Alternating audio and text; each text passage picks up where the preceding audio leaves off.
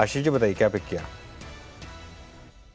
जी अनुज जी, fact में खरीदारी की सलाह रहेगी। हमें लग रहा है कि फर्टिलाइजर में एक अच्छा मोमेंटम बना हुआ है और यहाँ पे पोजीशन बनाई जा सकती है। जो स्टॉप लॉस इसमें मेंटेन करना है वो 980 का एसएल मेंटेन करे। ऊपर में 1050 और 1080 तक का जोन देखने मिल सकता है।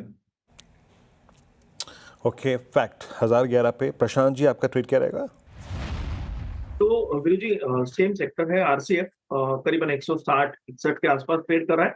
155 155 स्टॉप लॉस रख के 170 172 172 तक के टारगेट्स नजर आ सकते हैं। ओके, चंदन जी आपका कैश ट्रेड?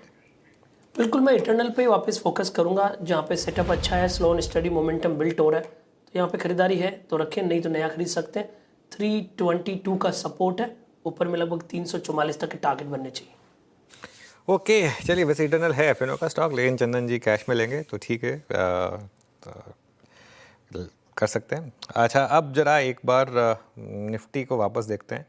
देखिए, एक अच्छी चीज़ आज हो रही है कि बैंक निफ्टी के गिरने के बावजूद निफ्टी ठीक ठाक काम कर रहा है और मिड कैप में अच्छा मोमेंटम है। मिड कैप देखिए आप करीब करीब 0.5% ऊपर ट्रेड करता हुआ दिखाई देगा आपको, 330 पॉइंट ऊपर मिड कैप। और एडवांस डिक्लाइन अभी के लिए शानदार है, ऑलमोस्ट 2:1 के करीब का एडवांस डिक्लाइन आपको इस समय दिखाई देगा। आप तो वीरू, अब तक तो स्क्रीन ठीक है, वैसे सिर्फ एक बैंक निफ्टी की दिक्कत है। जहाँ निफ्टी की ठीक है फिर भी अनुज, और वो एटलीस्ट इस वक्त भी निफ्टी सारे एवरेज के ऊपर ट्रेड कर रहा है, और वो यही कल वो लेवल था जिसको तोड़ने के बाद थोड़ा सा प्रेशर बढ़ा था। बट एक स्टॉक लेके आइए दैट आई थिंक, जैसे कि अनुज कह रहे हैं कि बैंक निफ्टी बैंक उतना सही या फिर सटीक नहीं है जितना शायद निफ्टी है। Look at ICICI bank. अब आईसीआईसीआई बैंक का ये कोलैप्स कहाँ से आ रहा है? ये फेलियर वहीं से आ रहा है, बड़े एवरेज से। मेरे ख्याल से 1 2 3 4 5 6 7 इट्स 7th सेशन ये फेलियर, ये कोलैप्स आ रहा है 100-day एक्सपोनेंशियल एवरेज से। ये उस एवरेज को रीगेन करने में रोज़ ब रोज़ अगर आप देखें विफल हो रहा है। माना साहब की रीडिंग आईसीआईसीआई बैंक पे मेरे ख्याल से आपने एक दिन शॉर्ट साइड पे रखा भी था, अगेन कोलैप्स हुआ उसी पॉइंट से। तो देखिए, मेरा समझना ये है कि जब तक ये 20-day मूविंग एवरेज और 50-day मूविंग एवरेज के ऊपर ना निकले, मतलब 1420 1430 की रेंज को ब्रेक ना करे, उसके ऊपर ना निकले, तब तक यहाँ पर खरीदारी नहीं करनी है। आपने लॉन्ग पोजीशन बना रखी है तो स्टॉप लॉस जरूर से लगाइए। जो 3 दिन पहले का लो था 1384 के आसपास, 1384 के आसपास, अगर वो ब्रेक होगा तो ये जो लोअर टॉप लोअर बॉटम्स का ट्रेंड है ये कंटिन्यू होगा, और उस केस में आपको शायद 1340 के आसपास के भाव भी देखने को मिल सकते हैं। तो अप्रोच कॉशियस रहेगी, खरीदारी केवल 1430 1430 के ऊपर ही करनी है। ओके, इटर्नल मीनवाइल देखिए, जब ये जो बिग स्टॉक्स होते हैं ये फ्लैट खुले ना, मुझे बहुत अच्छा लगता है, क्योंकि उसके बाद थोड़ा सा पार्टिसिपेट करने का मौका मिलता है लोगों को। अब देखिए अच्छा मोमेंटम इस समय 2.25% ऊपर एक ये स्टॉक का। एक और स्टॉक जहाँ पर काफ़ी शानदार मूव बनने की तैयारी हो रही है वो है इंडस टावर। इंडस टावर आपको याद होगा 2 दिन पहले काफ़ी गिरा था, क्योंकि वो अफ्रीका में उन्होंने कहा था कि वो शायद एंट्री करेंगे, मार्केट को पसंद नहीं आया था।